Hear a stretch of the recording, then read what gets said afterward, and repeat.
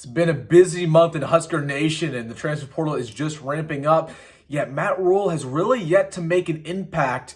We're going to discuss that in this video, what Nebraska's plan is going forward. How can they add to this roster? Maybe some guys that we can foresee leaving in the near future, and much more. So without further ado, let's get in this video. If you like the content, please hit the like button on this video, along with hitting the subscribe button. Road to 500. We're going to have videos all offseason long. You don't want to miss out on any of them. But let's get into the video. So Nebraska has only got one transfer addition so far in almost Christmas time, December 2023. You look at a lot of programs around the country, they're already stacking up commits. 5, 10, some even already have 15 commits in the portal. The portal opened up about 2 weeks ago, and of about the top 100 guys, 70% of them are already taken. You can see that's the way the portal is going nowadays, right? People are entering very quickly and leaving very quickly so they can make sure that they have a spot on their next roster. Nebraska has not made an impact. And granted, they haven't had a lot of players leave. They've only had 5 as of right now when I'm recording this video. They only have got one commit, and that's by the name of Bly Hill. He comes from FCS St. Francis. And when I was watching this guy's film, he's a good addition, a high upside guy, but he doesn't move the needle.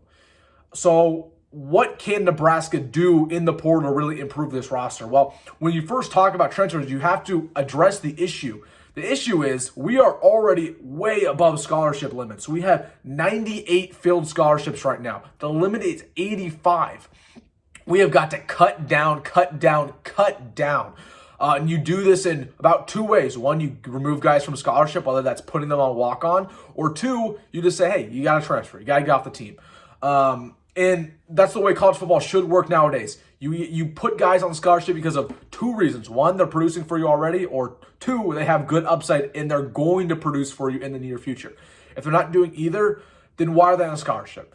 So there's a lot of guys that are still holdovers from the Frost regime who did not find the field this year that we need to move on from. And I'll just go and list them off real quickly. Like AJ Rollins is a guy who, coming from Creighton Prep, has not done anything, has changed positions. Like, this dude should not be on scholarship next year. Roquan Buckley, Ramir Johnson's a guy that, he kind of hurt us when he came back for another year. I don't think he's going to be our running back one. I don't even know if he's going to play that much. So that hurts us. Janiron Bonner's a guy I could see for going. Randolph Kapai needs to leave. Kane Williams needs to leave. Gage Stanger needs to leave. So there are a lot of guys who are in the Frost regime who, let's just call it what it is, are busts, have not played. That role needs to get rid of because we need to get in that scholarship deficit, to have scholarships available, to give it to 1, transfers, and 2, deserving walk-ons who are finding the field.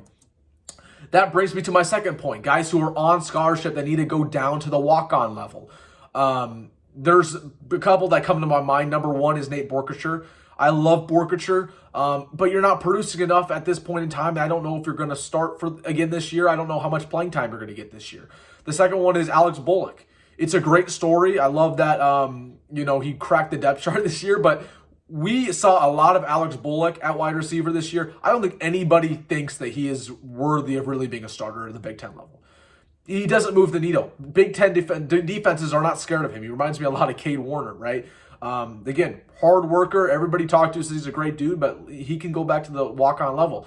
And the great thing about Nebraska is that we have a so-called great NIL base, right? Well, this is a great chance to prove it. Have a lot of these dudes who are borderline walk-ons, borderline scholarship dudes, give them a great NIL package and say, hey, this is basically as good for scholarship. So that's what I would love to see for those 2 guys. Again, nothing against them. They're good players, but, we're at a deficit right now. And this brings me to my second point in the video is that we need to be aggressive. Okay, this roster is not very good right now. Let's call it what it is. We were lucky to win 5 games this year. We played a lot of really, really bad teams in the Big Ten West. It's a bad roster. It's a bad roster. Look at the offense. Running back room is bad. Wide receiver room, really bad. The D-line is not getting any better. The linebacker core, we just lost 2 of our best linebackers, right? This is not a great roster. We need to add to it. And the reason why I say we need to be aggressive, I'm all for rebuilding the old school way like Matt Rhule has said. However, you just signed the best quarterback in the country. Okay, we have I don't want to say championship window, but we have a contender window the next 3 years with Dylan Raiola as our starting quarterback. You have a window, right? You need to put the best roster around him to get the best results. I don't want to sit here and have a bad season this year and then be like, well, we're still rebuilding the old school way and it's going to take 3 to 4 years. No, because you have Dylan Raiola on the roster. You do not want to sit here in a decade and say, man, that was a great quarterback. Wish we had a better roster around him. We could have been special. No, that's a missed opportunity. Okay, need to have the best roster available so we can have that championship window. I don't want to say championship window because, again, we need to make a bowl game first, but that's what you get when you have a great quarterback like Dylan Raiola on your roster. You have a championship window. Take advantage of it and give yourself the best opportunity to turn this program around. Like, when you threw out the old school method of rebuilding the second you signed him, it's time to go right now. It's time to be a contender right now. That's why you got to be aggressive. Again, I was talking about this roster not being very good. Your running back one, as of right now, is Gabe Ervin. Nobody in the fan base thinks Gabe Ervin moves the needle. After multiple season-ending injuries in his career already, this dude, I love Gabe Ervin. I think he's a stud. It's unfortunate what's happened, but he's damaged goods, and that's unfortunate. That's the way the running back position works. You know, your best wide receiver right now, again, not sure if Marcus Washington's officially coming back yet. Your best receiver as of right now is Jalen Lloyd. Not a good sign there either. Or Malachi Coleman. I mean, same deal, right? It's just kind of freshman who didn't play that great when they had a million opportunities to play awesome. You don't feel good about that. You do not feel good about those two being your best receivers. You've got to add to that room. So there's a lot of positions on this team you need to improve. Same with the O-line, right? This O-line has not made it yet. It really hasn't. Would love to see if we could add one quality tackle on this roster, one quality guard. You lose Norton Noelle, who was a big help. Yeah, you need to add to this O-line as well. So there are pieces, there are bits and pieces you need to improve in this roster. I do not expect us to get 10 commits. It's just not going to work like that. It's not going to work like that. You see Rule saying, "Oh, we want to build the old school way." He's basically telling you right now, yeah, he's not going to go crazy aggressive in the portal, but you've got to get guys right now, Matt Rule.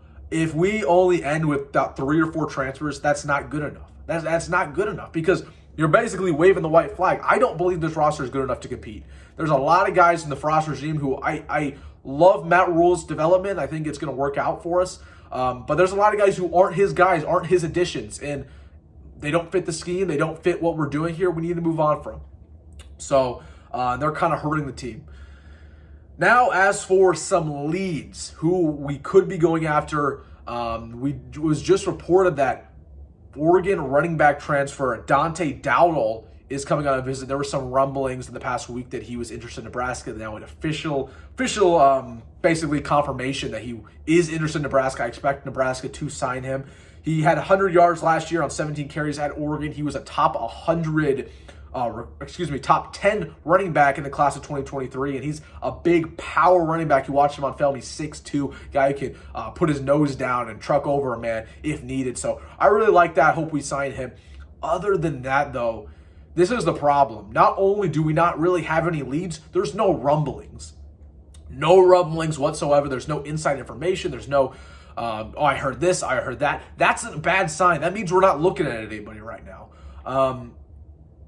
Yeah, I'm telling you, we have got to sign a wide receiver in this class. We've got to sign a offensive lineman in this class. I just do not feel great enough about this roster to compete at a high level. You've got to understand, we're adding 4 quality teams to the Big Ten next year. We're playing Colorado again, a non-conference. Next year is a huge year for Nebraska for the next decade, for the next 2 decades. You've got to be a contender now, or you're going to be in the back burner of the Big Ten for years to come. I also say this because, and again, I'm going back to my Dylan Raiola statement, you put the best roster around Dylan Raiola so he develops. We've seen this all the time when 5-star quarterbacks go and they start immediately. Like, we saw this from Dante Moore. If you're familiar with Dante Moore, he went to UCLA this year. He started almost instantly. UCLA's offense was not good this year. They did not have a lot of weapons around him. Not a good offensive line, not a good receiver core. And because of that, Dante Moore struggled. He was really bad. He entered the portal. I do not want that to be a scenario with Dylan Raiola where he's getting sacked 3 to 4 times every game, where he doesn't have a wide receiver open any given play, where he doesn't have a strong running game to rely on. That's what I see on this roster right now. And when you have that in a young quarterback, it builds bad tendencies. He ends up building these tendencies where he's scrambling the pocket before he has to because he's used to having a bad O-line, or He does not have that improvisation that made him such a great player because he can't rely on his wide receivers. So not only are you trying to maximize this championship window, you're trying to put a good roster around there to make Dylan Raiola the best player possible. Because when he starts right away, that the development happens in those first 5 or 6 games. If his team is not backing him up, yeah, it's not going to be pretty. So hopefully we do just that. Again, we will have videos coming out if there's any rumblings. That's the problem right now. We don't hear any rumblings. I don't have any inside information. Matt Rule, we've got to be aggressive here, or you're basically asking a lot of your young guys to step up, and I don't think that's going to prove to be very fruitful. But what do I know? But if you guys have any other comments, let me know in the comment section below. We're gonna have videos all December. We're on a nice 3-day streak here. Keep that going all the way till Christmas. So again, if you don't want to miss out on the content, let me know in the comment section below. Please hit the subscribe button. And that'll be it, everybody. Have a good Christmas. And as always, go Big Red, go Matt Rule. See you next one.